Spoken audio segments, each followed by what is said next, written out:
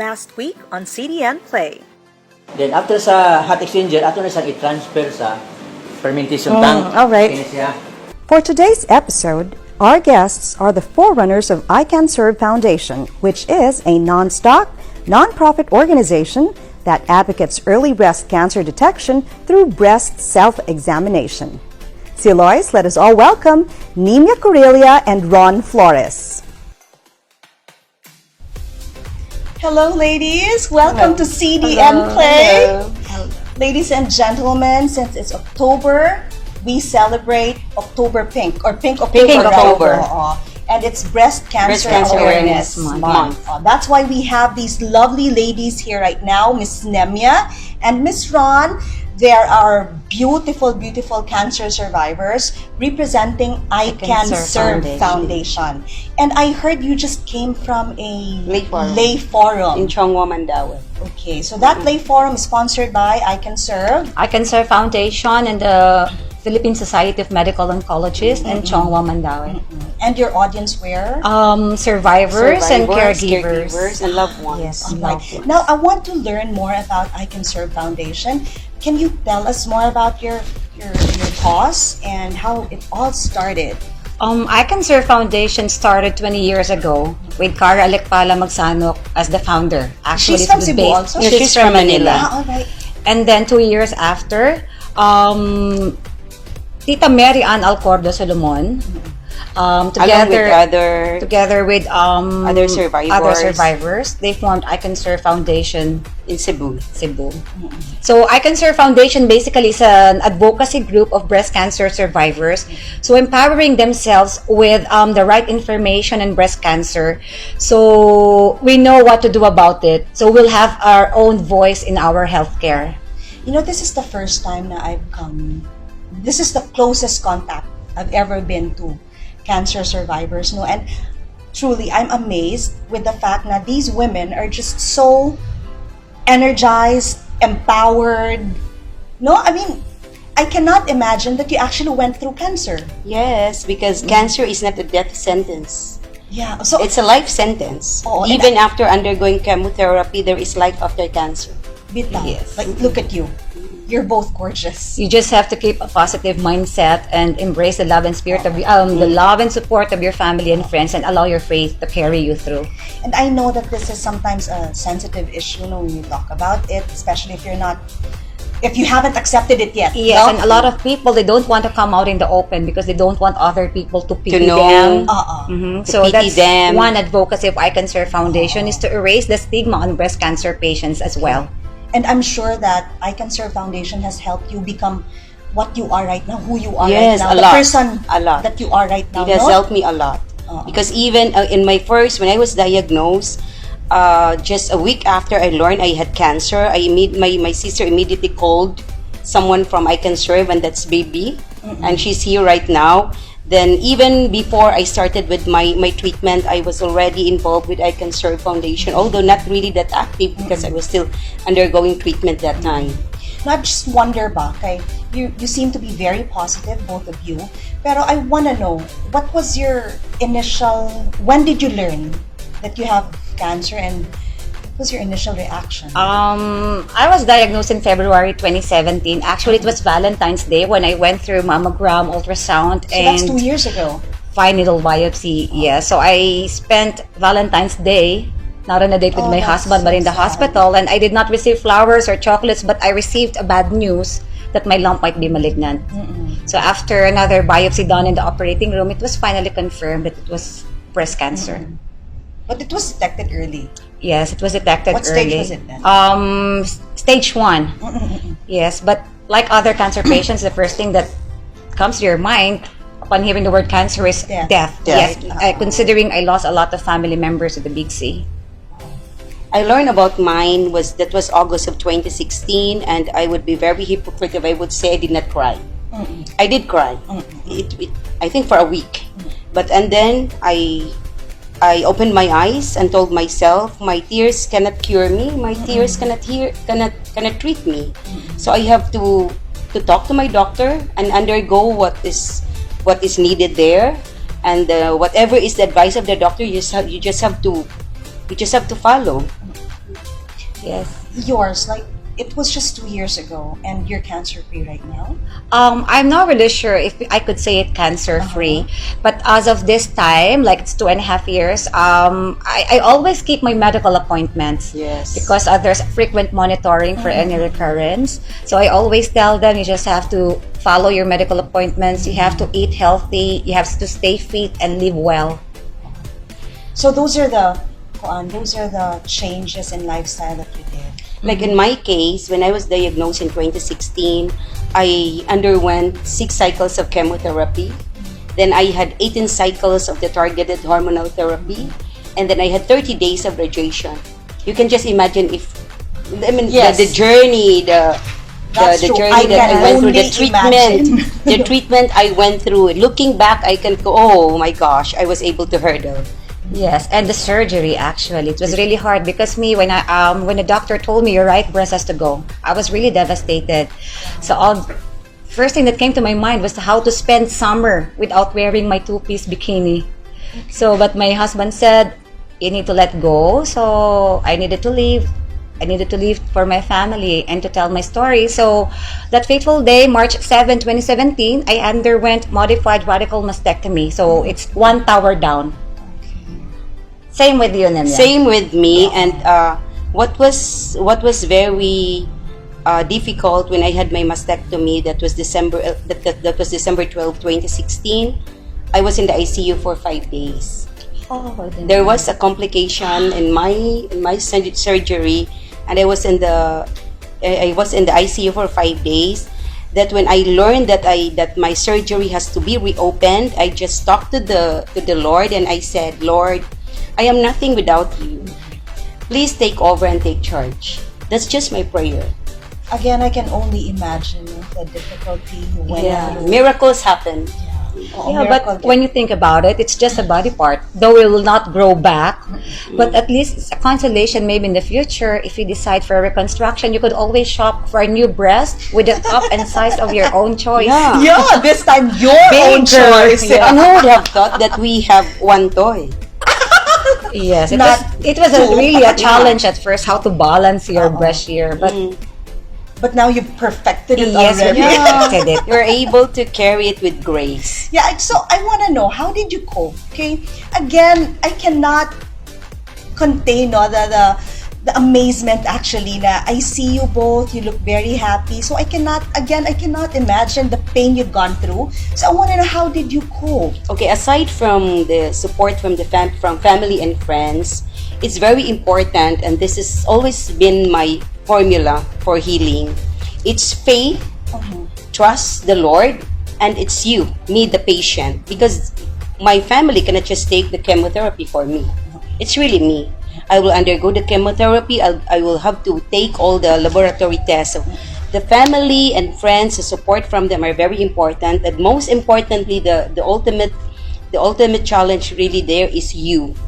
It's the will to live with the strong faith from the Lord that you will get healed. That's just it. And you just have to be positive that miracles do happen, and then the Lord is not closing His eyes. You just have to trust that there is God who will totally heal you. You have to have a strong faith. You have to trust God, trust your doctor, and embrace the love and support of family and friends, and keep a positive mindset. I think that's it. Positive. It's really positive disposition. No, I heard that it's not only women who get breast cancer, also men, right? Yes, breast cancer can affect both men and women in all shapes, ages, and sizes. Pero mas common lang siya. Mas common siya sa women, yes. So, how important is it to get tested, and how do we get ourselves tested? Like, especially for men, do they also do mammogram? Yes. Actually, what they say, like at age 20, especially for girls, you have to learn your breast self-examination when you reach age 20. So maybe when you're taking a bath a week after menstruation, you can palpate your breast and check for lumps. Then at age 40, you can do it with the help of medical practitioner, or maybe you could go to a doctor. OB-GYN. And at age 40, then you have to go for your annual mammogram or ultrasound. For the entire month of October, every Tuesdays and Thursdays, we have our pink, there's a pink room in SM. That's free consultation for women. Right. You can just go there. And then every Friday, we also have our pink check. They don't have to have cancer to No, go there, yeah. right? Okay. Yeah, it's just At least that's early detection. Just If ever you screening will. and It's just a consultation. screening. And then every Friday, there is one also in Galleria. Then that's 3 p.m. to 6 p.m. Fridays and Saturdays also in Park Mall, from 1 to 5 p.m. 1 to 5 p.m. So that's free breast screening and consultation. So if and when a doctor finds a lump, whether suspicious or not, they will just refer you for an ultrasound or mammogram. That's great. So Yes, again, I you think can just visit there. Oh, You I can think just it's go very there. important because people sometimes think that if they go to the doctor, they're going to spend too Yes. much. So this one, And it's like they- public service. Yeah, and mind Yes. you, our doctors are surgeons. They Yes. are not Okay. just interns. Okay. And for those indigent women, we know that they cannot afford like ultrasound or mammogram. So ICanServe Foundation can help sponsor free mammograms for them. So we'll just give them a referral.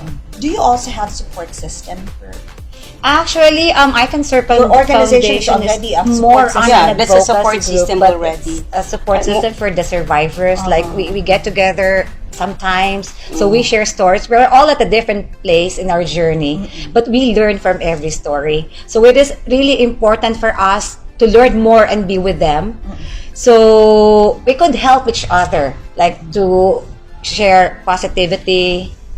The foundation itself, when we say support system, because once we have a new one and she's newly diagnosed, she can text us, and anytime she can ask, let's say if she's undergoing treatment, she can ask us, anyone from the survivors. So that's one of the support I think we will provide. We provide. Yes. That's what happened with me. Like I was diagnosed 2.5 years ago. So I remember Tita Mary Ann Alcordo Solomon, because a lot of people were telling me to go for alternative treatment. But I remember Tita Mary Ann, I have not met her yet that time personally, but she sent me a message telling me, don't go for alternative treatment. You should go for the scientific evidence-based. And that's what I did.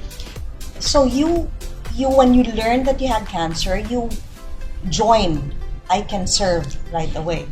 In my case, with yes. yeah. In my case, Both yes. of us, Both of actually. us, So I was actually. So in my case, I learned about it August because I was so devastated. It was my sister who initiated to contact a survivor from an active leader from ICanServe. She was contacted by my sister, and then I was introduced.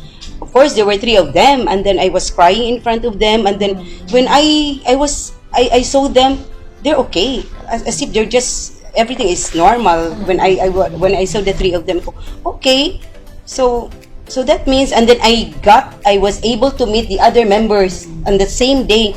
Okay, they're so pretty. They're so alive and because energized. Exactly how I feel right now. when you think about cancer patients, So that was it. And then during my treatment, whenever I experience the side effects of chemotherapy, I text of course, Bibi. She was there that time.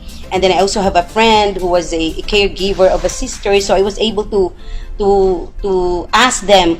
I had some skin rashes. I feel like throwing up. So at least you they're could just compare there. notes anytime, Yeah. because I was ecstatic too when it came across ICanServe Foundation, because during those the time that I think I couldn't go on with my treatment, so some breast friends from ICanServe Foundation were Oh, cheering me that's nice. on and Breast pushing friends. me during Breast my friends. darkest Oh, hours. breast friends. Yeah, breast friends.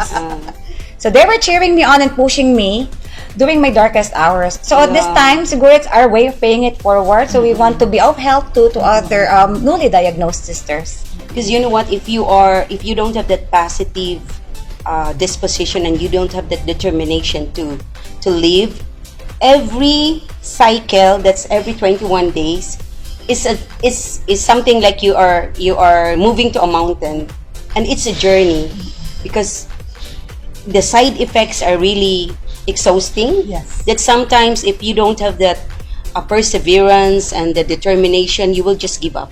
Yeah, treatment, especially chemotherapy, therapy. It was really tough. So tough on the physical body, tough emotional, and mentally. tougher on the pocket.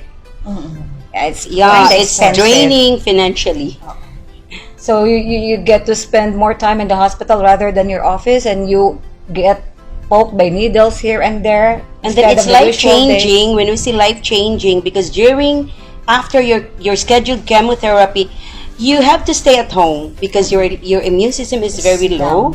So you can just go shopping after 5 days. But I was shopping after chemo, I go shopping. Yeah, that's just to But pamper mine myself. is different. When after my chemotherapy, or like after my diagnosis, I tend to slow down on the not so important things in life, but I focus on what matters most, like my family, my friends, because I used to like buy a lot of shoes, buy a lot of bags, but when I got sick, my sisters all came here, I gave away all my bags, and I was thinking, "Di ba si mamatay na ko? I'll just give away my bags." You can Things really like prepare, that. yeah. You can So, prepare. ICanServe Foundation is really a blessing, no? Yeah, Because it's a blessing. you have a support system there. But I was just wondering, no, for people who are not member of I can survive. Actually- organizations like this, I don't know, asa sila mo get a support system like that without... Actually, it's very important. yeah, exactly. Listening to you. Yeah, exactly. It's very important. Actually, it depends on the person, because we've met a lot. I got friends who were diagnosed with breast cancer also, but I would encourage them to join. But they are not joining. But as of this time, they're not ready yet, or maybe in the future. So We don't know. We just have to respect their decision if they are not ready to join yet. Because I also have friends and I invited them, but I don't know. I just have to respect that. We But don't for want to me, force it. joining, and now that I'm with ICanServe, it has helped me. This foundation, this group has helped me a lot. It has helped me a lot. The friendship, the conglomerate of friendship you have gathered. I have here a few questions, the fill in the blanks. I want you to like complete the sentence. I have a código here. Okay. Okay. So can we expound on the? Of course you can. Okay, sure. So I'm gonna say a statement na unfinished. And you have to finish it for me. Okay. Okay, sige. Cancer made me Stronger. Made me focus on what's best for the family and best for me. not more beautiful. Somehow. Yeah. All right, next. What I don't like about cancer is... What I don't like about cancer is the side effects of my chemotherapy during treatment. For one, you know that you will lose your hair, but the advantage is you get for free Brazilian wax. Really? Free Brazilian wax because you get to lose all your hair. Oh, wow. And then I I'm always say so lost now. losing your crowning glory was bad. But I realized during my journey, losing your eyebrows was worse. Because we know that kilay is life. But then, pilok is lifer. So losing your eyelashes was the worst. Okay. Yes. Isn't she fabulous? The whole time after chemotherapy, I was bald. Your hair is really great now. Thank you. What I don't like about cancer is... The side effects of chemotherapy. Same. So the same. The side effects. Because maybe we were vain that it will time. really affect your immune system, does it? And then sometimes you have to prevent from exposing yourself to crowded places. So these are a few of the reminders that were emphasized to us by the oncologist during our treatment, that when you go to the mall, you have to wear mask, and then when you go to this one, you have to do something, and there are limitations. But now we can expose a lot of ourselves. side effects like you lose weight because anything that you eat tastes like metal. So sometimes your nails turn dark.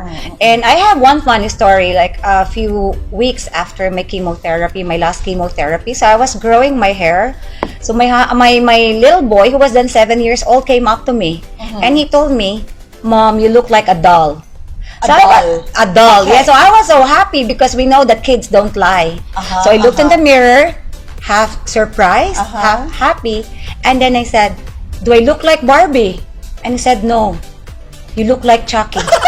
So I was thinking maybe I was so unpretty, ugly that time, and he just laughs today when he remembers the conversation. How old is he now? He's now 10. He was He was how old? 7 that time. Okay, last. The first thing I did when I learned that I had cancer is...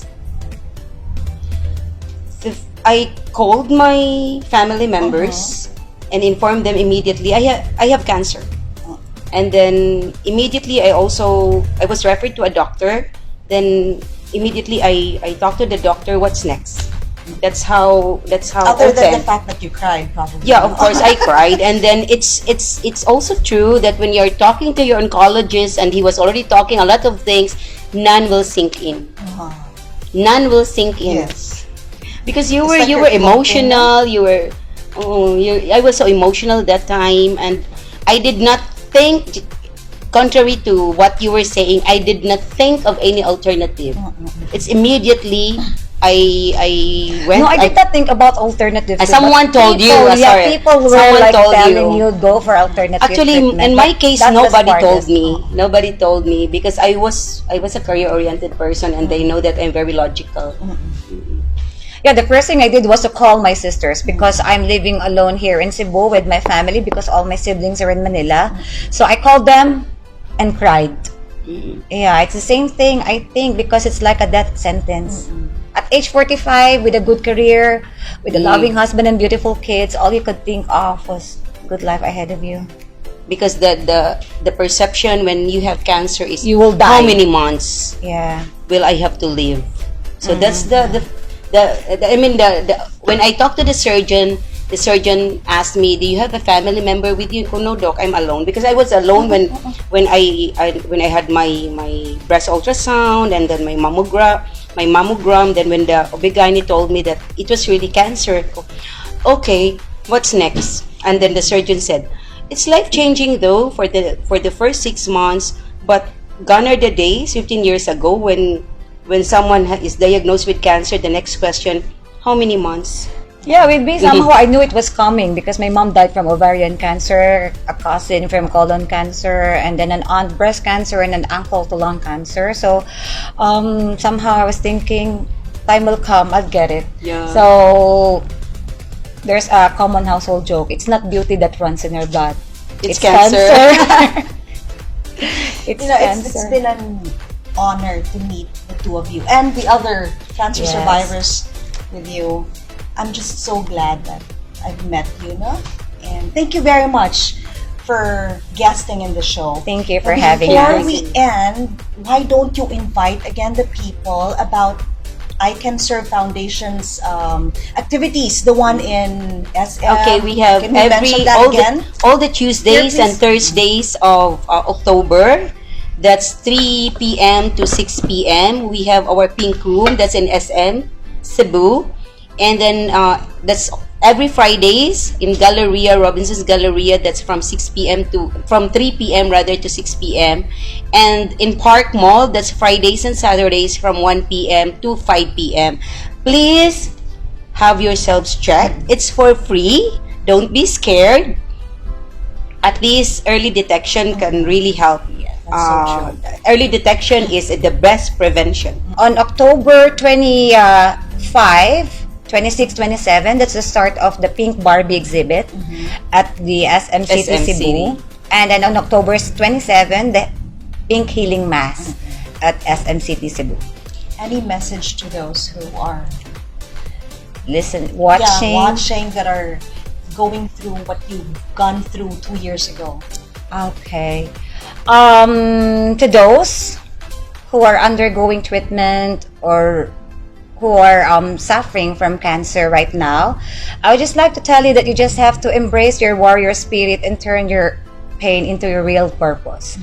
And just anchor your faith deeply in Jesus, because if God could make a miracle out of my circumstance, He will do the same for you. All right. Thank you very much. Okay, to everyone there, foremost is you have to listen to your body. And then if something is not normal, visit your doctor and talk to your doctor. it doesn't have to be about breast cancer. Anything that is not normal, you have to see your doctor. Don't postpone. Yes, always remember, early detection is the best protection. prevention. Early detection saves lives. Early detection saves a home. So we are here, thankful and grateful, celebrating life. So every day that we wake up is a blessing for us. Every breath is a blessing. It's so true.